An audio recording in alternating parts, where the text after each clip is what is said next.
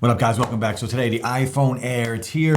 We're going to check it out. Quick unboxing and then full reviews coming and comparisons against other devices. Over the past few years, I've reviewed the Plus mainly for this channel. I've just thought the Plus and the regular iPhone were the better options. And this is the Air. We're going to check this out. This did replace the Plus this year. But let's just unbox this bad boy. Very quick video. You know, unboxings are not what they used to be. If you're new to the channel, guys, hit that like, drop a sub. Now, this is the black colorway. There are 4 colors, but I did go for the black. $1,000 for this device, 256 gigs of storage. Let's just jump right in. I'm sure there are a ton of videos already on this device online, but still got to do it. Again, packaging is so disappointing these days. Again, the black color, the titanium frame on here. Wow, that's pretty. I don't know if anybody's checked this out in Best Buy, right? You can go to Best Buy and just check out how thin this is. Wow. Now, of course, there are trade-offs. You get this thin design, you're going to have a small battery. So battery life is one thing that I will be testing out on here. Now, the rest of the box is very simple. Just a charging cable, the braided charging cable, USB-C to USB-C.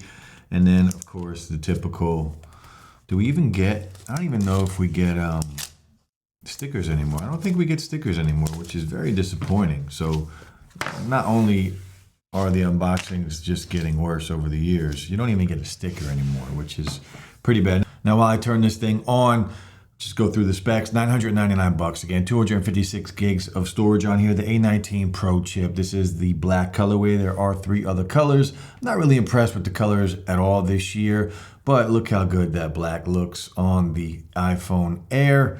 I always want to call it something else, but it's just the iPhone Air. Titanium frame on here, unlike the other devices, right? They went back to aluminum. Ceramic Shield 2 here on the front, so should have some pretty good scratch resistance. 3,000 nits of brightness on here. Let's check out the brightness. We can't go there yet until we set it up. 3,000 nits of brightness compared to, I believe last year was 1,000 nits, so 1,000 more. One thing I really hate, of course, eSIM only here in the US. Finally, 120 hertz refresh rate on here, 6.5-inch corner-to-corner display, Super Retina XDR, 18 megapixel center stage camera on the front, so it's cool. It's going to keep you in the frame if you move around a little bit. Now on the back, we do have a 48 megapixel camera, 24 megapixel by default, and you can change that to high res and get 48 megapixels and get a little better quality. 2 times telephoto on here, the Fusion main camera, of course, and this does shoot 4K 60 when it comes to video. iPhones have been shooting fantastic video for a very long time. Now, if we want to compare this, basically the thinness of this device to something like the S25 Ultra, crazy in the hands. This thing, I feel like I can snap this thing in 2. And of course, I'm sure people are trying to do that on YouTube, but you can see compared to the S25 Ultra, how thin it is. This is the iPhone 15 Pro Max, and you can see just how thin it is compared to this guy. I mean, incredibly, what a difference. In the hand, I can't even explain to you the difference. And of course, the Fold 7, this is folded now. The Fold 7 is incredibly thin. Unfolded, how does it stack up unfolded? So you can see, even unfolded, it's close when it comes to the thinness on the Fold 7. But let's set this bad boy up and take a look.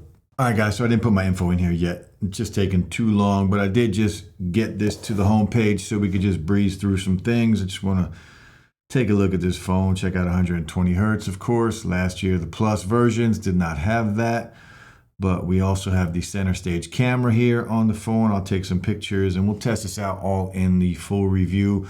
But just a quick unboxing, checking out the iPhone Air. I don't really love, let me know what you think of the look of this. Now, the thinness on here is unreal. I don't even want to put a case on it. It feels like it's going to break. We'll see the durability of this thing. Battery life on here is something that I am worried about. So I'm not sure if this is going to be an all-day phone. You're probably going to have to charge this up throughout the day, just one time probably. But overall, I am excited. You guys know if you follow the channel, I was a big iPhone Plus fan. That was always my favorite iPhone the last few years. I don't know if this will replace that as being my favorite iPhone in the lineup. I do have the Pro Max on the way as well. But we're going to test it, check it out, compare it against the Pro Max, compare it against some Android phones, compare it against some older iPhones like the 15 Pro Max, and we'll just get into some videos with that, checking this out in every single way. That's it, the iPhone Air. Let me know what you think of the design, the look, all of it. Peace.